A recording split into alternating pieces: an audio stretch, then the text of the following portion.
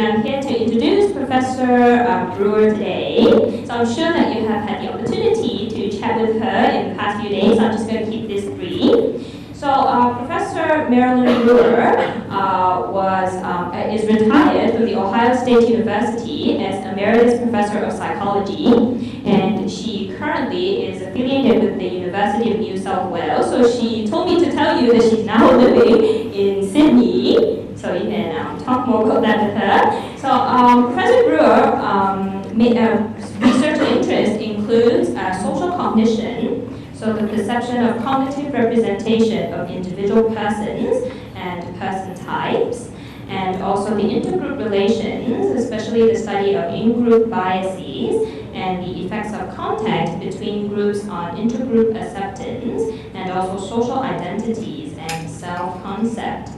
So Professor Brewer has served as the president of the American Psychological Society and has been president of the Western Psychological Association and Midwestern Psychological Association, and the Society for the Psychological Study of Social Issues, and the Society for Personality and Social Psychology. So without further ado, let's give a round of applause to welcome Professor Marilynn Brewer.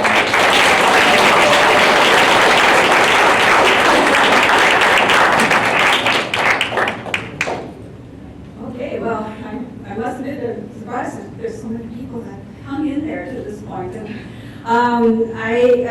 there's a research in social psychology or psychology on a phenomenon of self-handicapping, which is a sort of a strategy that people sometimes use to draw on some handicap of some kind, or say something's wrong, in order to lower people's expectations of what they're going to do before they start a task, so that they reduce the possibility of failing on that task because they lowered expectations. And even though it's been 24 hours since Paul Zach's talk, I still feel that I should self-handicap a bit by telling you from the very beginning, you will not see any videos of me jumping out of airplanes, any adrenaline generating visuals of any kind. In fact, I think this is my only picture in the whole talk. So all I can do is hope that at least some of the content will provoke you enough to raise a little adrenaline, because it's not going to come from visual aids. The other, not so much self-handicapping, but sort of prefatory thing I want to say is that even though I was really happy when I was asked to give a keynote address at this conference, which I've been coming to many of for many years, and so I readily accepted when given the opportunity. It was only maybe several months later I went, oh my God, but what am I going to talk about? Because part of the problem is, even though I've done experimental research using social dilemmas, and with that as the paradigm, on a fairly frequent basis over time, always since about 1982. But my program, I never had a program of research devoted to study social dilemmas per se. My research, my interests are about, much more broadly, about people as members of groups. And not so much group behavior, or how people behave in groups, but how people behave as group members. That is because they see themselves, or define themselves, and have as part of their sense of who they are, the fact that they belong to particular groups, and how this influences behaviors across a wide range. And of course, the social dilemma situation is a marvelous vehicle for looking at some aspects of what happens when people see themselves as group members, and the collective welfare of the group and so forth is at stake, or is one of the things that they have to or could take into account. So for me, social dilemmas has been one of many aspects of people seeing themselves as members of groups. But I've also, there's of course, social dilemma itself is a fascinating paradigm everywhere in the world, so it's an orientation to the world. But nonetheless, I decided when I finally recovered from realizing that I don't have a program of research to sort of summarize my 40 years as a social dilemma researcher and all the cumulative data I've got, and that, some kind of coherent package, that when I realized I didn't have that and sort of recovered from that and said, okay, well, then what will I talk about? Decided to be a little self-indulgent and say, well, why don't I talk about coming from the broader perspective of people as members of groups, and try to link it to what, if we really think seriously about what we know about people as members of groups out in the real world, what implications does this have for how we ought to be studying social dilemmas, and what possible changes might it suggest for the study of social dilemmas. So I hope I'll make this a bit relevant to social dilemmas, even though what I'm going to be talking about largely are aspects or thinking about groups in much broader context. So with those preparatory remarks, my first slide is my basic premise that human beings are group living species. Humans are a group living species. Is that right? Or is it humans is a group living species? Maybe at the first earliest moment of social conference, this kind of comes as a surprise to people, but I think gradually there has been a sort of more and more acknowledgement of the fundamental fact that cooperative groups are a fundamental aspect of survival of humans as a species. This is our primary survival mechanism. We don't have very many high survival values as individual human beings. Our extended infancy, we are pretty weak, we're dependent in lots of ways. So the very fact that we survive as a species is because we've overcome all those things by working together as groups and fighting predators as groups and getting food as groups and sharing and all those kinds of things. So actually, the idea that the achievement of human beings in not only in working in cooperative groups, but large-scale cooperation over broad range, is sort of taking hold. And there's other concepts like ultra-sociality and the idea that humans and maybe one or two species of social insects are the only species that have the kind of ultra-sociality that allows cooperation over a large scale. And more interest in evolutionary psychology, evolutionary biology is in this idea of ultra-sociality and how it could have evolved. I'm not going to try to explain where ultra-sociality comes from. I'm going to take this as a given. This is characteristic of our species, however we got there. But, okay, what is a social group? And as I heard somebody say, there's lots of definitions of I'm going to give you mine. And it is important because this definition, sort of frames everything I want to say. You have to accept that this is what I mean by what is a group. And so, trying to gather together the different elements that I say what it takes to say this collection of people is a group has the following properties. First of all, that it's in some sense a unit, an entity, that there's a boundedness to it of some kind that makes it a single, collective entity. The second is that there's some elements of interdependence, or at least anticipated interdependence, that what some members of a group do in some ways of impact on what other members of that group do. But finally, and what I'm emphasizing up there in italics, is the element that this interdependence and unitness is mutually acknowledged by the people who constitute that group. That is, they know they're a group, and they know that the other group members know that they're a group. That we see ourselves as a group. So in many ways, this definition of group is a psychological definition. But it's not just that it's my psychology, that I see us as a group, but it's a shared psychology, shared representation, or at least I believe it's a shared representation, that we all know we are a group, or at least acting as a group in a particular context or situation. So given that definition, these are some things that are not groups. The spatial aggregates, this is the usual thing, and distinguishing between an aggregate, just people who happen to be hanging around clustered in space at the same time, compared to a group. Social categories, per se, are not groups, just because people share some specific features or characteristics or experiences. maybe a little more controversial, social networks are not groups. And markets, exchange markets are not groups, per se. Now what I'm saying is, these phenomena are not by themselves groups. Any one of those could become a group. These could all be bases for development of group consciousness. So, a favorite example of social aggregates, you take 5 people are in the same elevator.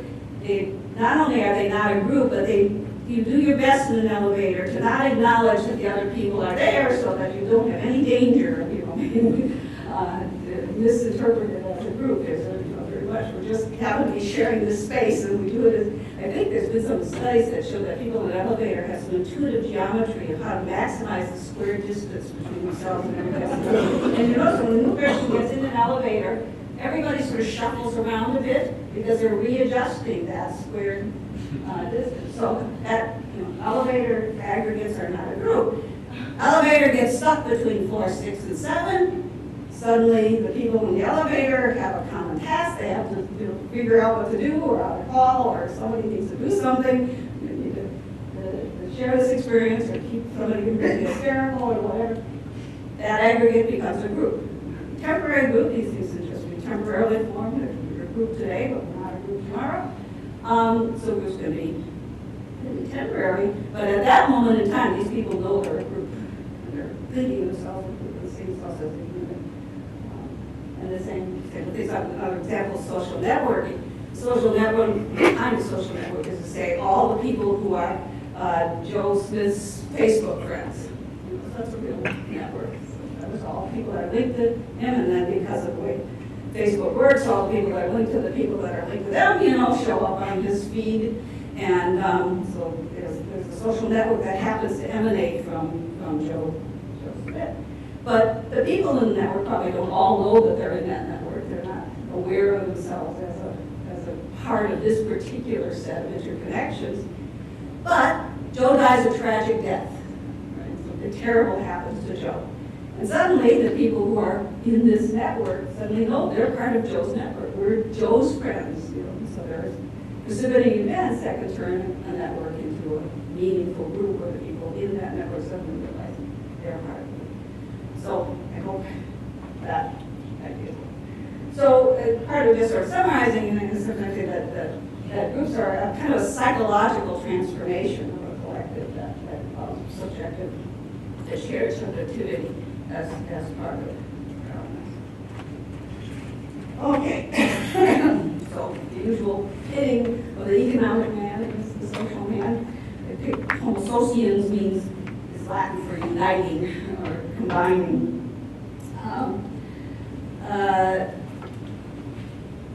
That the idea just mentioned that there is a group psychology which transforms the sense of self. So I have one of the beefs I have about the way social dilemmas are talked about and described is that people say it's self-interest versus group interest. And I always want to say, no, what you're talking about is the individual self-interest versus the group self-interest. Because this transformation I'm talking about is actually the transformation of the sense of self. That the we is self. It isn't that I'm giving up my interest for your interest. It's that your interest, our interest is my interest. It's this part of the self. So I certainly make a distinction between the individual self and the group. But I'm saying that self actually is a term that applies to both. And in the various literatures that we have now, this idea that there's a real transformation of who is the self when the collective becomes a group. Again, I'm just giving some examples of ways people are trying to capture, and in some ways we're treading on this notion of the group mind, and everybody's a little scared about that because it's a scary kind of concept, but that there is something above and beyond the individuals that make up the group that must it's a shared reality. Okay. Another transformation is that when people see themselves as a group, there's a trust that's based just on the fact of being a member of the same group. And that you don't have to know anything else about the person other than that at this moment in time, you mutually recognize yourself as members of a shared group. And again, I emphasize that mutually are recognizing each other as members of the group. That, and this is really exciting. So throughout this, I'm going to be throwing up citations. I'm not going to go through most of the studies and stuff that I'm citing, but I do have a list of the applications that they want to what I'm citing. But basically, this audio study is a situation in which people have to decide who of two people to sort of cast their fate with, you know, who to assume is going to treat me better than the other. And if the person knows that the person that they have to decide whether to trust is an in-group member versus the other person not being an in-group member, there's like, and that they know that the in-group member knows that they're an in-group member, the trust is, you know, just you always pick that person. But if there's no mutual knowledge, if that person doesn't know that you're an in-group member, then trust in it, basically the choice between the two falls, you know, either some other dimensions or becomes random. So it's not just that we trust people just because they're in our in-group, it's because the mutual knowledge that we're part of the same group is what activates the expectation of trust. And in some sense, the issue is that this transformation I'm trying to talk about is what we talk about is cooperation dilemmas. At some point, actually become more like coordination problems when there's a true group identity, because people are trying to achieve the collective. Well, and it's really a matter of how to implement that. And, you know, I challenge sometimes people to say, you know, maybe we should stop posing our question all the time as, why do people cooperate? And start saying, well, you know, sort of answers, why do people not cooperate? What's undermining the tendency to cooperate? What makes them less likely to act as if they're a collective entity? So now that's the real world. People are out there with lots of group experience. We live in groups. We become groups. We see ourselves as group members. We transform our sense of who we are to mutually share identities. So what implications does this have for how we set up collective decision-making tasks and social dilemmas in the laboratory? First of all, one of the things we tend to do when we set up social dilemmas in the laboratory in order to purify the situation and make sure it's just a clean, mixed mode of dilemma situation. And by the way, when I refer to the social dilemma literature, for the most part, what I'm thinking about are the pure end-person dilemma situations like the resource dilemma and the public goods dilemma. So that's the primary prototype social dilemma that I have in mind. Because that's the ones I use. So maybe one of the things we can think about is that a lot of what we do when we set up these experiments is strip away most of the cues and things that make people feel like a group. We don't let them see each other, we don't let them talk to each other, they don't know what each other do, they're strangers. And so what we're sort of starting with, mostly a pretty minimal situation in terms of groupiness, is that when people come into the lab, they bring, the question is, they bring different defaults about whether or not their tendency is to come into a situation like this, realize that there's some interdependence with other people, whether they have a tendency to think of this as a group situation or not. But even in our minimal situation, there are cues to the fact that this is a shared identity with shared mutual understanding of the other people in the group. And so at least we know, I think, from a lot of research, and for some of the research that we probably heard about on the social heuristics, that a lot of people come into even these minimal situations with a default of, oh, this is a group, I should be acting like a good group member. I should be doing the group thing, you know.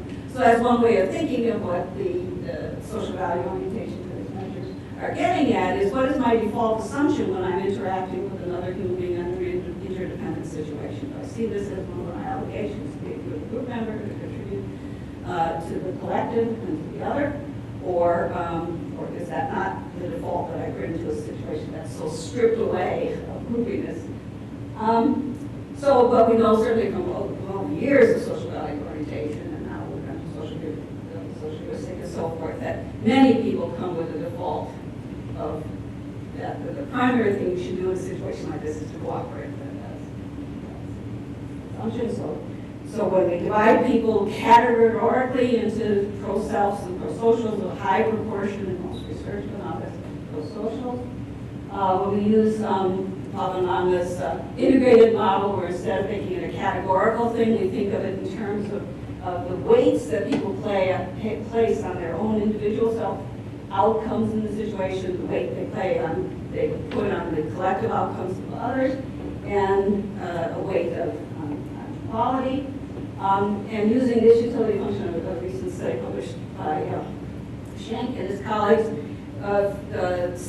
found the model that best simulated the whole range of social limit choices across different parameters, and estimated a utility and a sort of an average utility of prototypical utility functions like this, 0.2 individual weight to the individual compared to 0.5 to the collective. So looks like a high weighting that people are likely to come in with the idea that they have an obligation to the collective. That is, that they're more responsive to parameters that change the collective outcome than they are to parameters that change their individual outcome.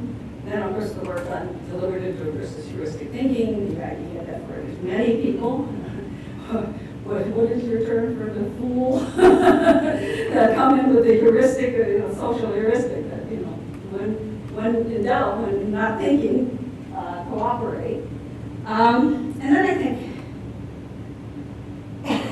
so that's, in the situation where there's minimal cues to groupness other than the fact of interdependence in our situation.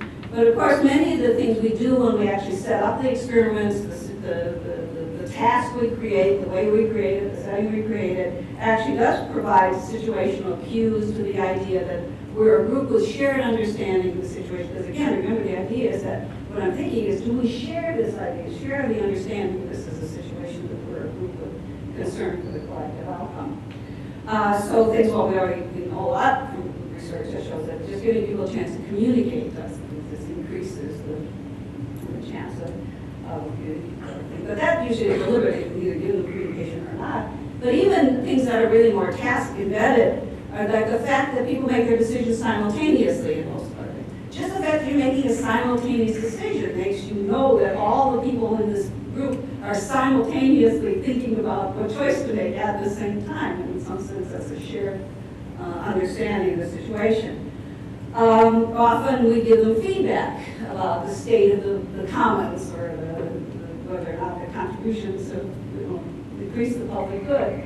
And they know that everybody else is getting that feedback. So on that, I know that everybody else has this common understanding, or common knowledge about the situation that we all share. And then, of course, there are deliberate social identity manipulations, where we deliberately try to create a sense of groupness by how we define the situation for people. And I'll talk about that in a minute. But I think one of the I have a couple of examples of these situational cues interacting with the social value orientation that suggests that what these cues are doing is affecting the default and removing people from the default if their default isn't groupiness. Because all these cues could also be used, could also undermine groupiness. So a person who comes in with a group thing, but if you introduce uncertainty, you introduce asymmetries, these are things that can undermine groupiness for people who are predisposed to think of it as groups, versus things that increase the groupiness for people who are predisposed not to think of it that way. So some examples that I have of this is that random error, introducing random error, has more effect on pro-socials than pro-selves. So here's a manipulation that decreases groupiness or coordination, and that really affects the people whose default is pro-social. Whereas things like communication and social identity manipulations have more effect on pro-selves. They move them from their default more to the pro-social. So the idea that these, defining it as a group changes, can change people from their default. Okay, a couple I thought, well, maybe I ought to throw in a little data once in a while to draw a study or two. Now, this is all my own, to illustrate the point, but because I think, this is so much, when the point that I want to make, I'm already looking out on my time, we'll zip through this faster than I intended, but this is one of my favorite examples of how transforming, adding a groupiness cube, could change the situation. So fortunately, I don't have to go through too much of these paradigms for you. This is the standard trust game, and two-person situation where somebody in room A is the sender and somebody in room B is going to respond.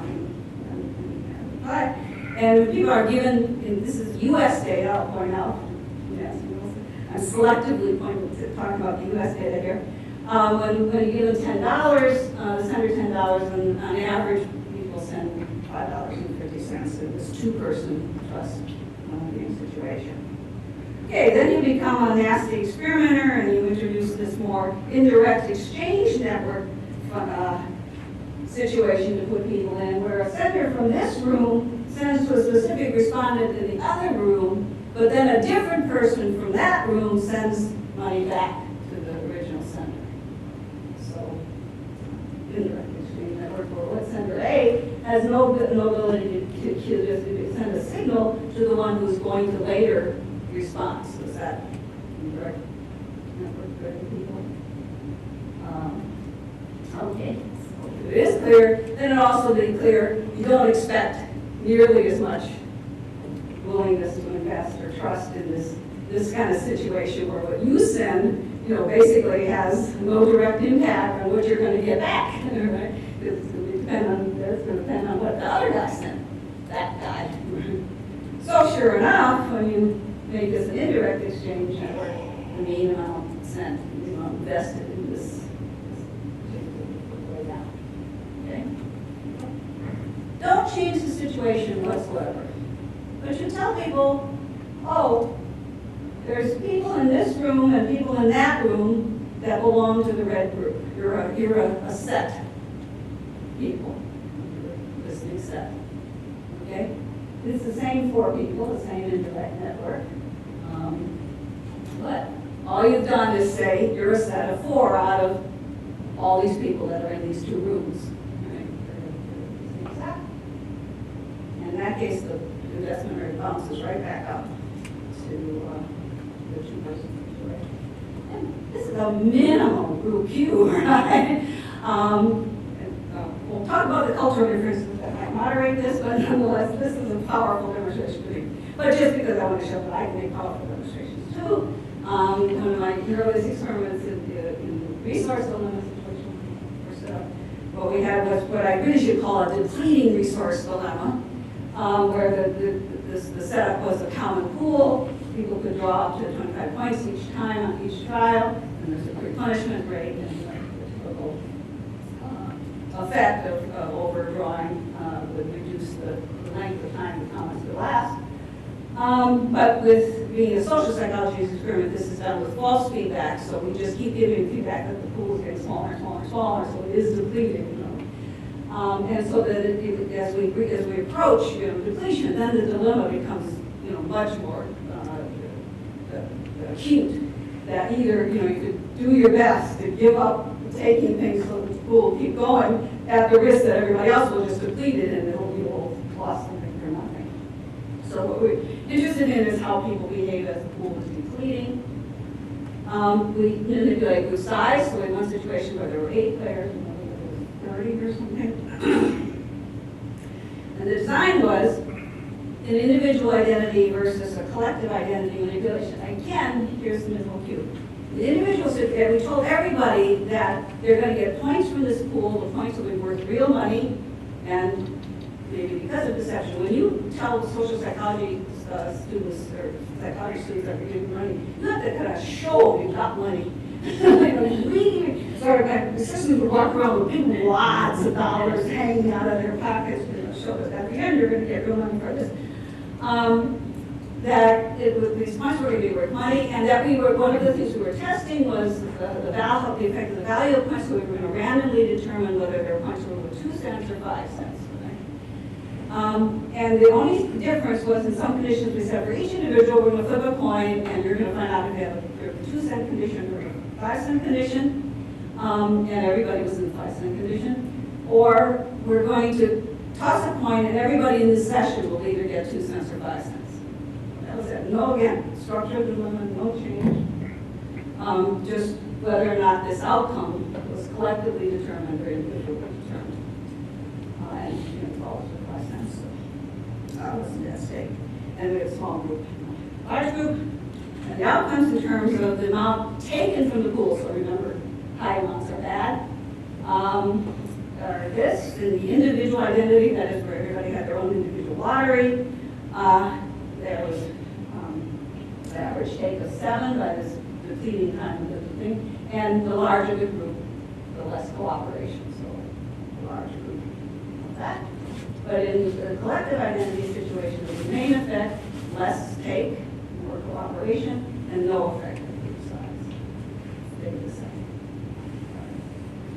So again, I'm picking these 2 favorite examples, not just because they illustrate the point of just to accuse the groupiness, make a big difference in how people weigh collective and personal outcomes, but also that these are all in the absence of any out-group, right? There's nothing about other groups here. This is just, are you a group? If you become a group, there's some implicit non-group that are out there, but there's no intergroup situation here in these studies, which is all. Okay, so this will be my second big part, which I hope to get to, and that is this group. Another reason that I use that particular example is that group size as a variable, I think is the most misunderstood variables and poorly analyzed variables in our literature. And that the idea is that size is not just, it's not a linear factor. It's not just a matter of scale. And go from small to large, so just everything gets more of something. That I repeatedly hear it because when people will take them and make a summary. We know that cooperation goes down with larger groups. That's not in the literature, guys.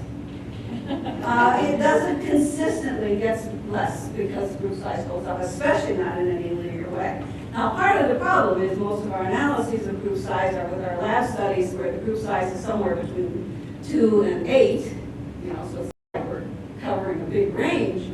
But in that range, there's no consistent mix. Not that people don't get it for size effects, but they get different size effects, and it depends on what is size correlated with. Is the marginal per capita return lowered or raised as a function of group size? Is the multiplier factor, the collective welfare increase or decrease by group size? It just depends on these other factors. There's no pure group size, consistent group size effect. But where there are some interesting effects, one of them is that 2 is different from 3A. So if you're going to get a point at which you can say that size changes the rate of cooperation, it's usually at the 2 versus the other slightly larger group, where 2 is more cooperative usually. But small groups, really small, our 4 to 8, our typical lab groups, but when we actually do some experiments in which we have really, at least large-ish groups, like 30, 40, 100, again, even that big a range doesn't have a consistent effect. Sometimes the large groups cooperate less, sometimes they actually cooperate more, and sometimes it has no effect, even when we really compare really small with pretty large. So, and I also noticed my title here, Why a Dyad is Not a Group. Another one of my pet peeves. I'm really indulging myself in this talk. I'm telling you everything. One of my pet peeves of this literature is the extent to which 2-person prisoner dilemma and n-person dilemmas are just treated, just lumped together, aggregated in terms of summaries of the literature, and what affects cooperation. And I hope we can into that. That shouldn't be the case if I can get through this. Okay. So what I was saying is that there's more than just there's little groups and big groups. There's more important distinctions than that. And now I am drawing on the theory developed by Linda Caprell, but which she drew from anthropology and a wide range of studies of human groups, called the core configuration model.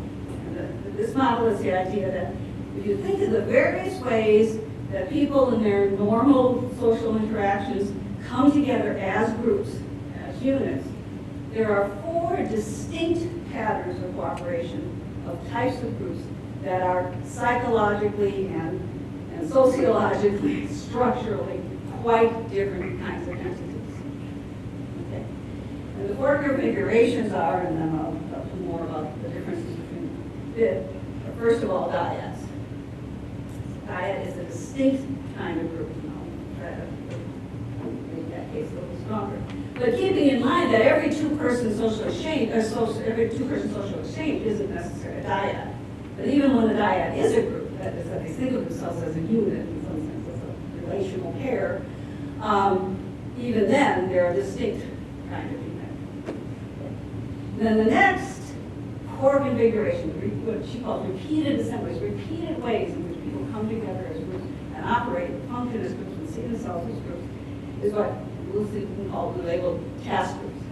There's people who are coming together to either accomplish a common purpose, or it could be a social purpose, to come together to have dinner, come together to get to a movie, come together to sue a friend whose husband has died, whatever. People who come together with a common orientation, a common purpose, and a common goal. And the limit on size, these task groups, is somewhere between 3 and 7, and those of you know magic number theory, this is also in the magic number 5, plus or minus 2. And but I think this isn't just magic. There's a reason for this, and I challenge you as you think about your interactions in the future to see this. That if we think of a task group as a group that is simultaneously trying to accomplish the same thing and work on the same task, what it requires is, first of all, that they're all oriented toward where we are in terms of accomplishing that task, and they're all oriented to each other and know where each other is. So a task group is one where people are monitoring and knowing what each other is doing and adapting their own behavior to what the others are doing, and so that they collectively are moving closer to their goal or accomplishing their goal of having a good social occasion or something like that. So I always illustrate it with dinner parties. I know that people know me, and whenever I organize something over dinner, I say no more than 7 people, preferably 5. And that's because when you sit around the table, and it isn't just the size of the table, because there's more to it than that, but if you sit around the table, if 5 people are there, you can all carry on a common conversation. You can coordinate the who talks when and pay attention to who has the floor and things like that. As soon as it gets bigger, 8, 9, 10 people, all you can do is break down into separate little conversations. And there's just limits to the capacity to monitor and work with other people simultaneously on the same task that then define why this particular group is a special kind of configuration. Okay. The next one, characteristic of all human societies, is what Linda drew on a Greek term here called them teams, or we could call them communities, we could call them villages. Are the people who live together and it isn't, obviously this predates, this is true of hunter-gatherer societies too, so it isn't a matter of people living in the same settlement, but people who move together in space, if it's a nomadic group, or people who live together in the same settlement. And the size limit in this particular case, of these groups from between 50 and 100, is that this is within the brain, and the social brain hypothesis, that people can roughly know who is who, or keep track of something of up to 200 or 300 acquaintances. So it is a team is the size of a group where people can at least know who all the other people are, and that there is some potential for interacting with all the other people in the group at some point in time, and knowing the network of who's related to who and who knows who best and who interacts with who best. So it's the limit of the size of a social network kind of based group where people can know each other and have common understandings and think of themselves as a group. Obviously, the people can change. Because these groups are totally permanent, they tend to be stable. And finally, And this is the human achievement. These we share with chimpanzees, other animals. This is the biggie. The transcending of face-to-face, spatially located group identities. Forming groups or believing or thinking of ourselves psychologically as part of groups that are extended in space and where we don't know all the people in the group. But we know who's in the group and who's not. Not by individual knowledge, but by knowing that there are people out there who share your group identity. Hunter-gatherer size group, these are size groups of 3 to 1,000, but the psychological mechanisms that made these, what we call tribal groups, the psychological mechanisms that made those kind of groups possible, that there is coordination and cooperation across space and time, where you know where you could go if you needed something from people who are strangers because they're part of your tribe, that they share some linguistic and other symbolic identities, that they can, groups that cooperate, it can be sent over into space and time. Is, as I said, a human achievement. So, what I wanted to commit to a little more, this is my main take-home point, is to understand these core configuration concepts, but understand them in terms of the idea that I was just saying, that the psychological mechanisms that make these groups and that allow for coordination are going to be very different for these very distinct types of groups. So dyads, in terms of the mechanisms of the basis of what makes us think we're an us. You know, what is the basis of our usness? How we think of that. Our relational type. We are, in some sense, related. And literally, like my sister, or by marriage, or whatever relational formation defines us as a pair. And where our trust is based on what we know about each other. We're a pair because we trust each other. Trust is personalized, relation-based. Task groups, our meaning, our cohesion as a group is dependent on our shared understanding that we're all pursuing the same purpose at this particular time. We're all simultaneously oriented to the same common intention. And the trust in some sense, I'm going to call it role-based trust, and what I mean is that we trust each other because we're each doing our part, you know, based on what our contribution to this shared task is.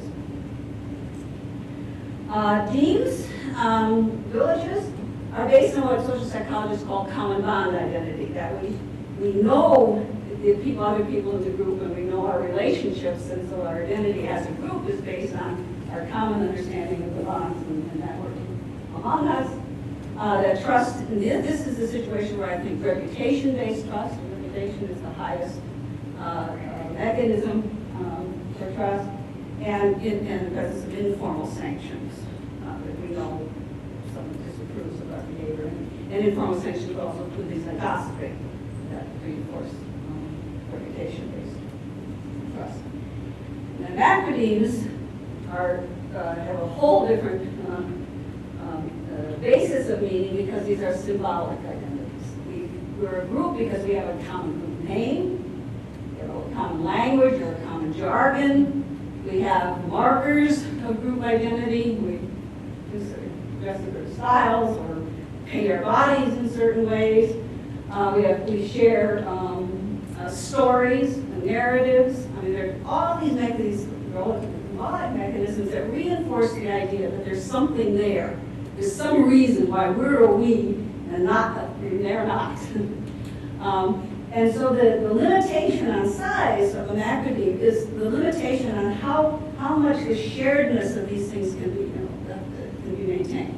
How much distance, and so you can still have a shared language where you understand each other, where your stories are still the same. But you know, it's reinforced. People are born into these are either born into or initiated into. But people, you know, parents tell their children, you know, you're a Hopi. First they label you, and then they talk about the Hopi way. We're Hopi because we do things the Hopi way. or the Australian way. Being un-Australian is the worst thing you can say. I guess I should have backed up when I was first introducing these 4 configurations and said something about the fact that these have manifestations in hunter-gatherer societies. So where I live in Sydney, the area I live, the traditional occupiers of that land were the Gadigal clan, and the Gadigal clan, their territory there that they did their hunter-gathering in. And the Gadigal clan is part of the Eora people. And that structure, that there are clans of about 50 to 100 people nested within a tribe, a nation, a people that share a common language, is replicated all through Australia in original time. Many such patterns of clans. Nation. And this in the same as several people talk about research on Papua New Guinea. You have the settlements who are nested within what they call clans, or which are labeled as clans now. And these are the oldest continuous cultures that we have available to us, that this structure goes back to, is replicated in. And then we have modern ones. So as academics, we live in, so we have task groups, or a lot of groups of people who are about research with. Our teams are mostly for most of us in academia. Our departments, that's the size unit that makes team level, when we know each other, we know each other's reputation, and we can monitor each other, that sort of thing. And then we have disciplines, or macro teams. Right? We don't know every other, I don't know if there was psychologist. Well, I did it one time when I first did it. I knew every psychologist. But that's kind of grown sometimes. People in economics have an economic macronym, and then we have different languages, and we know that, and the jargon we share, the origin stories we share, the sense of you're a true psychologist or a true economist, and have rules for what makes us those things, but they're all similar. And I think most relevant to social dilemmas is that these different kinds of configurations, these different types of groups, require different mechanisms for coordinating behavior, for achieving these collective goals. Even if we assume that everybody wants to achieve or cares about the collective welfare, the coordination mechanisms that make that possible are different. And this is where I think it's really important to understand that dyads are not groups. Dyads have coordination mechanisms that cannot be replicated in any other size group. The primary ones are synchronization and true tit-for-tat reciprocity. Reciprocity, but true tit-for-tat reciprocity is only possible with a dyad, especially with two strangers. Because you have to know exactly what the other person did in order to respond. And as soon as you add a third person, then anything you do to tip one guy, you're going to be tapping the other guy, right? Well, no matter what that other guy did. So reciprocity and true synchronization are possible only at the dyadic level. So task groups have different kinds of tacit coordination, but it depends largely on mutual monitoring, being able to keep track of what each other is doing and adjusting behaviors by actual knowledge of where things stand, where people are in the task at any point in time. Now, I just had a great example myself of the difference between a dyad group, task group, and a three-person task group. I have a co-author. We've written a research methods book, and it's gone through 3 editions previous to this.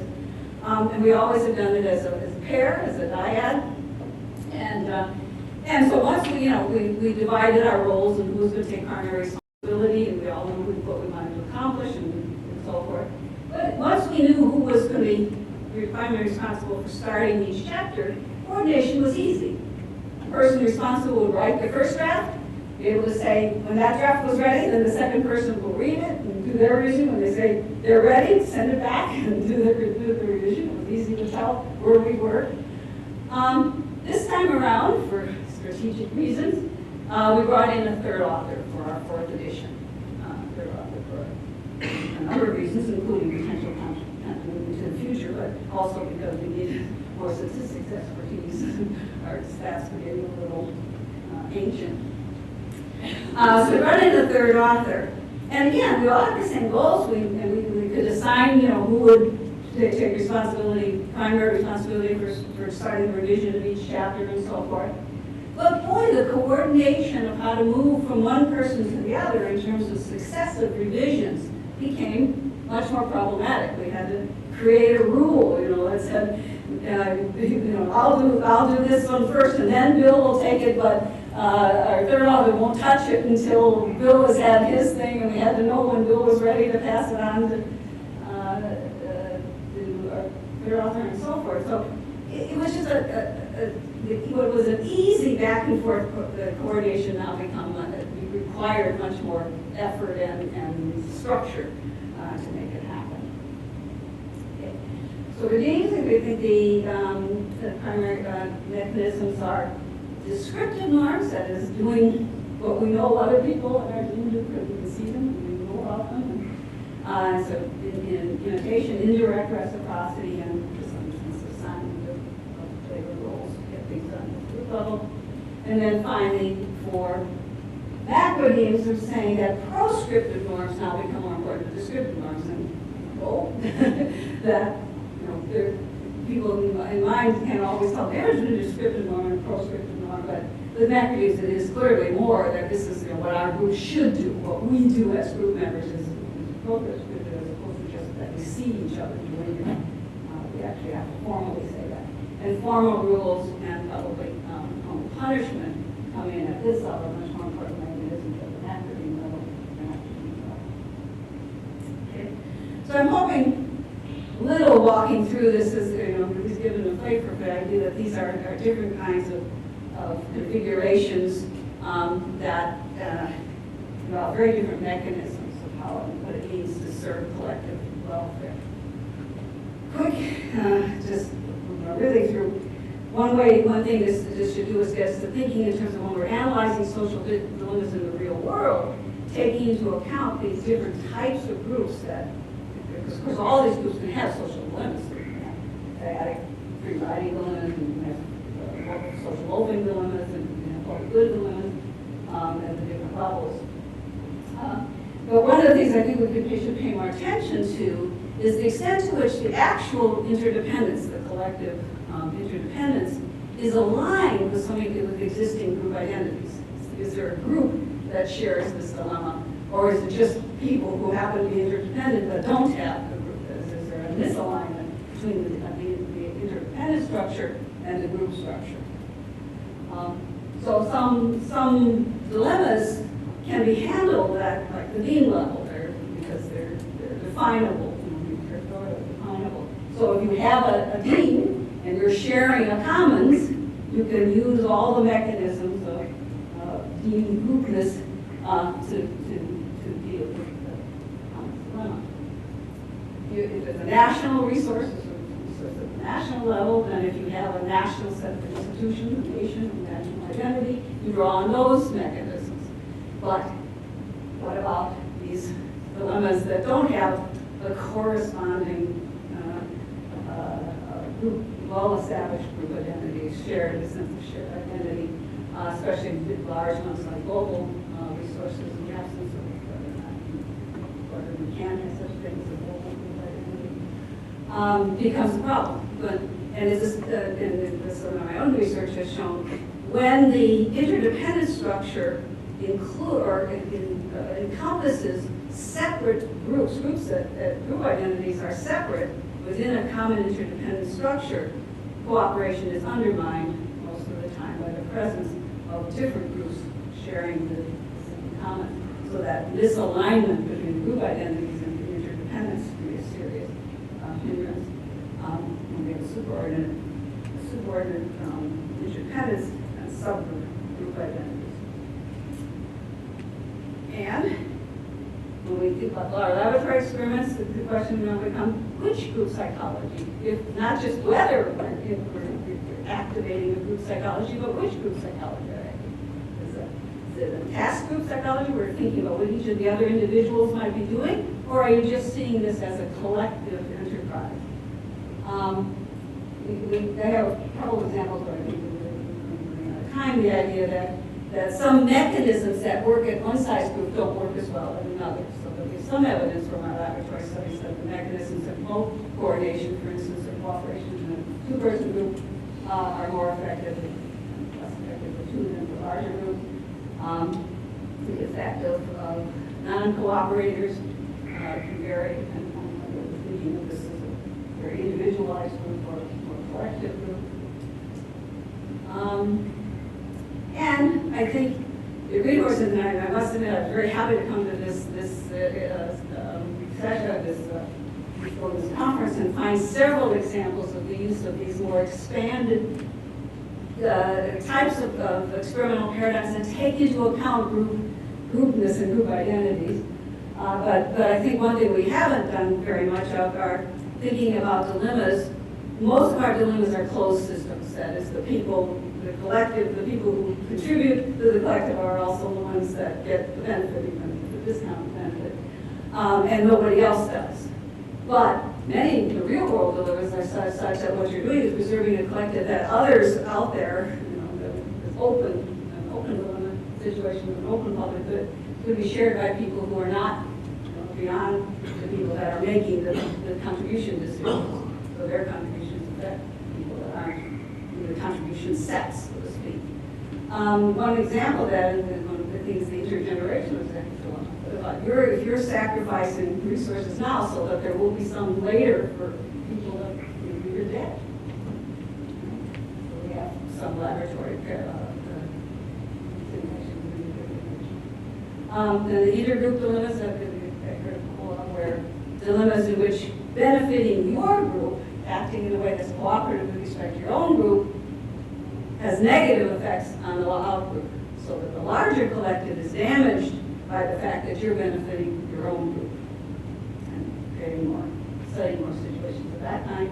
And then the nested dilemmas, which I particularly interested in, was where it's not so much that there's a conflict between benefiting your own local group versus a larger collective, because your own local group is part of the larger collective. So if you benefit the larger collective, you still benefit your own group, but you're also sharing that benefit with a wider range of people. So the question of how people behave when they can choose between benefiting just their parochial in-group versus benefiting that group plus whatever I think is right now, especially in the real world, one of our most important structures of dilemma. So with that, I hope I made at least a little link back into the experimental social dilemma literature. And thank you for putting up with the talk at this time of day. And I hope a little adrenaline got going. And I don't know whether you want to fill out some time for questions or.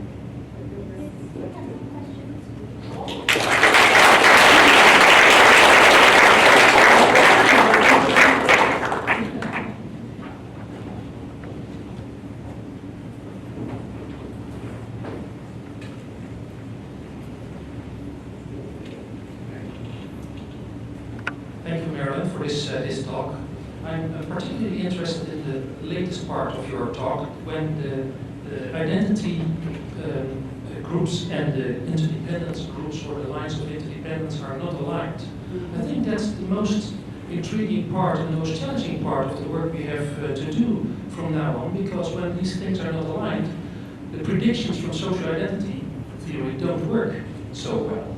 If other structural things are messing the whole thing up. What is your opinion about it? Well, there's certainly social identities will get in the way if the social identities are not at the superordinate identity. The dilemmas at the superordinate level and the active social identity is at the subgroup level. Although there are ways, and we have to give a whole nother talk to talk about my interest in ways in which you can potentially co-opt subgroup identification and pride and so forth to serve the collective. But in a lot of ways, what we're just talking about is increasing the level of what a dilemma is in the first place. That is that it's a misalignment between individual interest and group interest. So now we're not saying just a misalignment between my own individual self-interest, but the alignment of my groups that I'm willing to work for the benefit of and willing to give up for the welfare of. not being aligned with the interdependence structure. So, but I do want to say that it isn't just a negative story. There are also ways in which you can use subgroup identities to capitalize on social identity at that level in order to promote the welfare. But you have to know that this is the problem. You have to be aware of it as an issue to be dealt with. I'm sorry. I don't know who's, okay. Whoever has that is the next. Okay, I'll let you guys keep track. Paul? I really like your definition of group, and I think I hope that you're going to write a paper specifically on that, because I think there's a lot of misunderstanding. I think it's very important, and because there's a lot of misunderstanding, and I always look at the definitions of group and also the controversies between social identity theory and other frameworks. I look at it as an outsider to this. But what I find interesting about your definition is that it's very clean. At the same time, it raises a question. And the question to me is that a lot of, in the whole literature on social identity, there is a very robust phenomenon that if some part of the self is represented in a category, that category does have very consistent effects on liking, on preferences, in the absence of interdependence, in the absence of a lot of things, in the absence of a unit. And so from that perspective, what is it then that explains this? Is it a pure self phenomenon? Could it be anything? Or what, is there nothing of a group in it? What is it? Wow. All the other work I've done in my life. They're really good. I mean, this issue of, when is it, in what sense is a shared category, get the benefit of being, you're seeing yourself as a member of a group because of that shared category identity. And the fact is that it isn't just categorization. There has to be something that activates a sense of shared categorization. So as I often say, sometimes being a woman is just something that's true about me. It's a feature I have, a trait I have. And it's only under certain circumstances that being a woman means, oh yes, I'm part of a collective, share that with other women, and so we have something in common. So the absence of interdependence, I mean, any collection can be, they have a feeling of interdependence by virtue of just thinking of themselves that way. But part of it may be just, as I said, extension of the mechanisms that it took to create this macrodeme level that is symbolic, having symbolic sense of existence of a group, just being now applied, being used as a mechanism to create a sense, treating a category as if it was a group. That's a very simplistic aspect. And then, of course, there's also just plain similarity effects. That has an effect independent of whether this is a categorical group level similarity. They're just like you because, boy, we've got lots of same experiences I have, and so we must have a lot in common, and so that's also another factor that activate a sense of similarity. But I do believe there's a difference between categorical identity and similarity. Similarity is not the reason for social identity effects. Separate mechanisms, separate reasons for collaboration. That's a very short answer to a very, very deep question. That's what I do finally get recovered enough to decide maybe I will write my one big book. That's going to be the thing I'll tackle. Oh, I got the mic. All right. I got you still getting way back there. It's clear that most of us, when we're doing our research, are doing it with one of these core configurations, or predominantly with one of these core configurations. And it's unlikely that we're going to say, let's replicate our research at these levels for various practical and other reasons. 1,000 person going like this? Well, if you take some of the biological models, for example, they take huge populations and do modeling at that level. And I'm wondering whether one of the morals of your talk is that even though we can't thoroughly explore empirically the discontinuities between these different groups, we can explore conceptually when we're discussing our results within one or the other of these configurations and say that there is some evidence that there are these discontinuities. Let's ask ourselves now, if we go to smaller or larger configurations, is it plausible that this is going to make a huge difference? And at least it might temper our over-enthusiasm for the generality of our findings. Yeah, especially when it comes to mechanisms for promoting. Yeah, exactly. There's other things that can be generalized, but not necessarily mechanisms. Well, one thing I think of, even though our lab groups do tend to actually be in the 3 to 8 range, which would be the task group size, because of the way we strip away most of the cues of groups, it may be that a lot of people are reacting to those 7 other people as if there were 50 other people. I mean, they're just an unknown mass. You know? So that's why I said it isn't so much which group psychology are people bringing to their understanding of the situation, which may not actually correspond to the actual number of people. Although I do think that if we increase it between 5 and 30, you're going to see some of those discontinuities. So I think, right, a strategy of this thing is just to say, well, if I can get a discontinuity in this range, then at least that suggests that I can get other discontinuities if I extend the range in either direction. So I think both of those, I think that psychologically you can have a D, say, and even though the actual numbers are smaller just because you've removed most of it, but also that you can, within the practicalities of the lab, at least have a big enough comparison to get at something.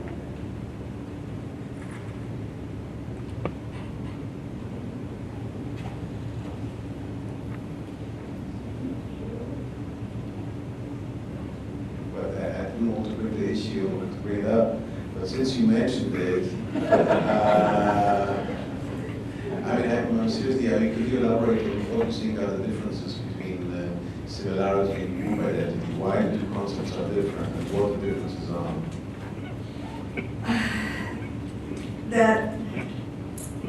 I think that similar is more based, is more gross cooperation by projection kinds of things. You know, this person is like me, so if I feel cooperative, then they're probably feeling cooperative. Whereas, well, maybe one way to say it is that similarity doesn't depend on mutual acknowledgement. If I know I'm similar to you or you're similar to me, it doesn't matter whether you know I'm similar or other, you're still gonna, the motive for cooperating is still there. It's your person like me. Whereas a group identity requires that the other person you believe the other person is treating you as belonging to a group. And of course the other difference is that it's categorical rather than degree. You're either a shared group member or you're not. And we also can show that you can introduce a shared group membership, a categorical membership that overrides similarity. Once you know what you are in a mutually acknowledged group situation, then other forms of similarity don't matter so much. Those are some of the distinctions. Now, obviously, in the real world, these things go together, so all we do is conceptually separate them, but not say that in the real world they aren't mutually reinforcing each other.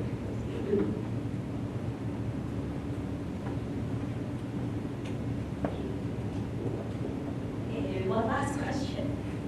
Thank you, Marilynn. I wanted to ask you something perhaps on the side of social policy, economic policy, I don't know perhaps. So just referring to the social capital idea we discussed before about this controversial paper by economists on the real value of groups. So you have talked about groups that are based on natural or let's say demographic demarcation, but of course there are also groups to which people voluntarily decide to join. And yeah, I just wanted to ask your opinion on the social value groups. For instance, you might know, there's this paper by Herbert and Hindis, in which they have a negative view over the idea that we should defend associations as such, because they would end up in creating a divisive, segmented society. So they would prefer maybe a society without strong group demarcations in order to enforce a broader idea of identity and inclusiveness. Yeah, I mean, the problem is, of course, there's an evolutionary history here, and so yes, there are now. I mean, what we've inherited is this parochialism, the parochial cooperation from our evolutionary history, and it makes sense. It makes a lot of sense that if you're going to commit, obligation and need to contribute to welfare, there needs to be boundaries on it. You need to know, when you can stop. Without spreading yourself too thin. So, the obligations that go with group membership and cooperation, you have to match benefits, and if the group is too big or too amorphous or too undefined, you're not going to get the benefits benefits are becoming more uncertain. So it makes sense from an evolutionary point of view why we need boundaries by distinct identities and limiting our cooperation to as possible. But the world has become more interdependent at a different level than that, in ways that probably not true for most of our history. Probably the Greeks didn't have to worry about what people in Europe were doing for a long time in their history. But now they do. And so our psychological needs for groupness haven't caught up with the interdependent structure of the world. But I don't think that you can say, well, so therefore we should get rid of them because I don't think we're gonna. At least not within a reasonable time frame.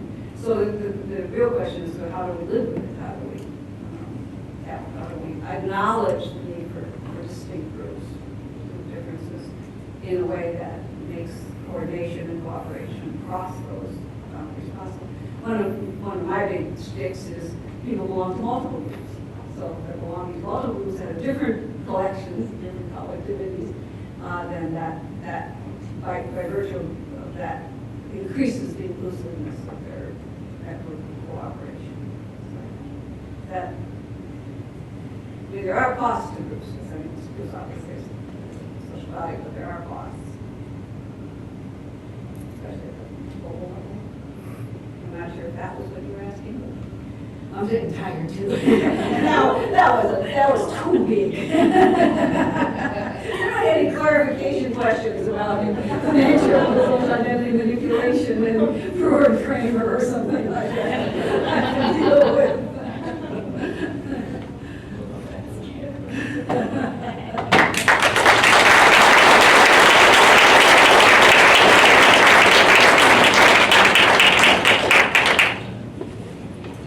Just talk about sharing of PowerPoints.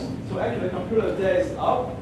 We encourage you to maybe make a little modifications that you feel comfortable to share your work with everyone. So we have a few now uploaded there. Hopefully that will increase exponentially by the time we leave with everyone's PowerPoint there. The second thing is that for the voting, we have the Student Health Award and the Student Post Award. So on top of a nice certificate, thanks to the Faculty of Social Sciences, we are able to afford a little bit of, say, monetary value there, so that means something actually. So by the time you still have fresh in memory, you can actually vote on your poster, and after the session tomorrow morning, so we will be asking you to submit your poster and a paper voting vote. So that's all I have. Yes. Ballot box or something? Yes, so we're out tomorrow, so we're going to put it down there, yes, but tomorrow is okay. I'm not sure. I like the idea that the monetary reward is what gives it meaning. Oh, no, sorry. It adds to the meaning. Adds to the, sorry about It's an all intrinsic value here, so it's not for money. So you can give it that to me, so that's okay. So one last day, enjoy Hong Kong. So see you tomorrow at 9 o'clock.